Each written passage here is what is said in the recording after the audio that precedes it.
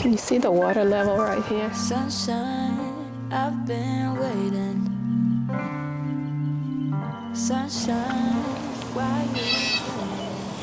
So I'm gonna go ahead and plant my ginger and turmeric today. This ginger is just some organic ginger I got from the grocery store. I've had it sitting on the counter and it started to sprout, so I figured I'd go ahead and get it planted. So I'm looking at it to see which parts are still good. Some of it's kind of old and shriveled and has a little mold on it. So I'm just picking off the parts that have already started to sprout. Now I probably should have let it heal over for a day or so after I broke it, but I'm just gonna go ahead and get it planted today. So ginger takes about 8 to 10 months to mature, so I'm a little late on this, but you can also use the leaves, so whatever I get from it, I'll still be able to use. And this turmeric is some black turmeric. I got this from Dan Permaculture Food Forest here on YouTube. He has an Etsy shop named Food Forest Seeds, and I've ordered from him several times. The shipping is great and the products are always great quality, so I highly recommend Food Forest Seeds on Etsy. So I started this turmeric in the house and I put it in some seed starting mix, and I've had it sitting on a heating pad trying to see if I could get some of it to sprout. And as you can see, I do have a few nubs on it. So I'm just digging it up, looking to see. This one has even a few roots on it. So I'm looking to see which pieces I should plant. Now, when I plant this ginger and turmeric, I'm not gonna plant it really deep. I'm gonna plant it pretty shallow, and I'm gonna plant it with the nubs pointing up and just lightly cover over it. So ginger and turmeric usually like to be planted in partial shade, and this area that I'm planting it in is pretty full sun, but I have some PVC hoops that I normally place shade cloth over, so I can kind of control the sun exposure a little bit in this area.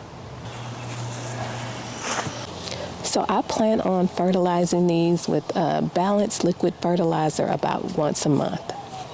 So I'm gonna go ahead and get the rest of these tucked in and just place the rest of the seed starting mix right over the top like mulch.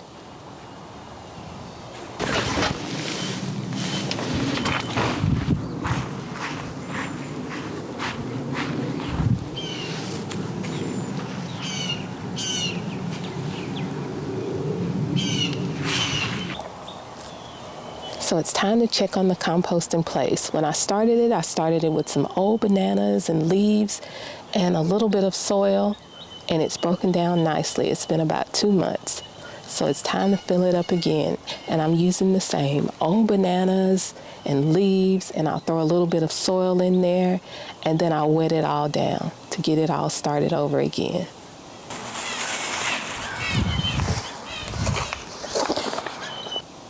So this method is working out well. It seems that the plants around it have really grown up well, being fed by the compost breaking down.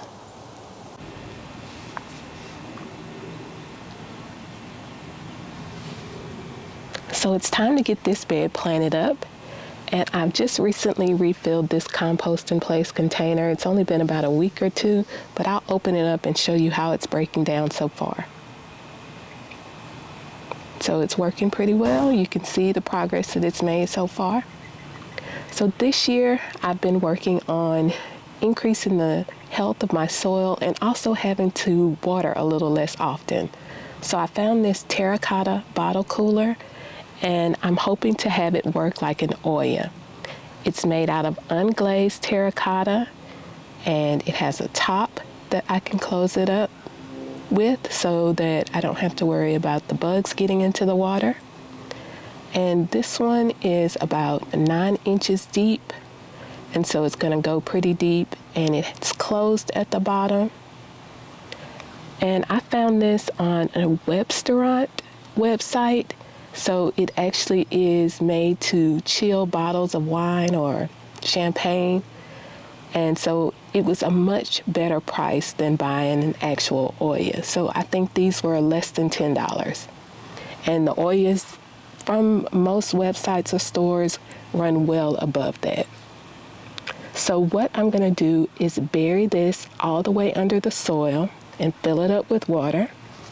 And what it's gonna do is eventually the roots of the plants around it will grow and attach to the terracotta so that they'll have a more consistent water source. And this should also help with blossom end rot, because not only does lack of calcium contribute to blossom end rot, but also inconsistent watering. And that's one of my downfalls during the summer when it's so hot. So as you can see, I'm having to bury this pretty deep, and it's actually taking up a little bit of my growing area in this bed that's pretty small, but I'm fine with that as long as the plants that I have growing in there can grow a little healthier. So this is how I'm going to space out the plants around it. So I'm going to put 4 around each container. And so I'm going to plant 8 plants in this bed. I'm going to put another container on the other side of this bed. And I'll get that buried. And then we're going to plant some peppers today.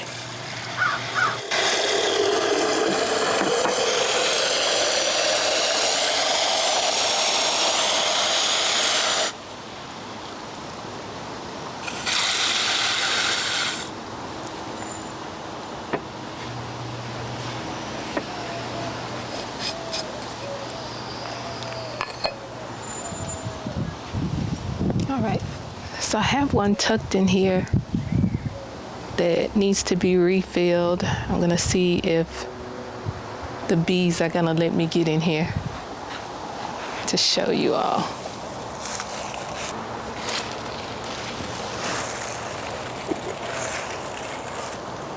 Can you see the water level right here? So it's definitely been using it. I'm gonna go ahead and refill that one up.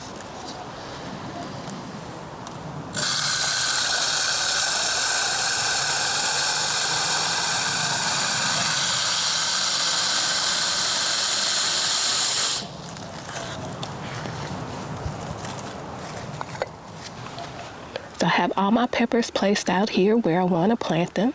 And I'm going to show you which ones we're going to plant today. I have a black Hungarian pepper. And this is a Lesia pepper, cayenne pepper. This one is an Ozark pepper.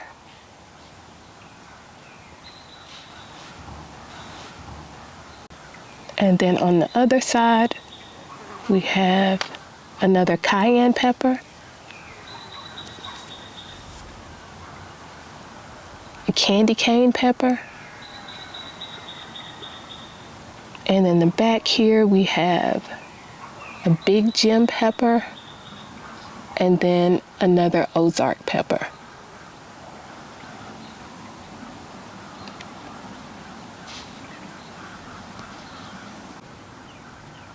So I'm going to show you here how I plan to plant all of these, and then I'll come back and show you the finished product.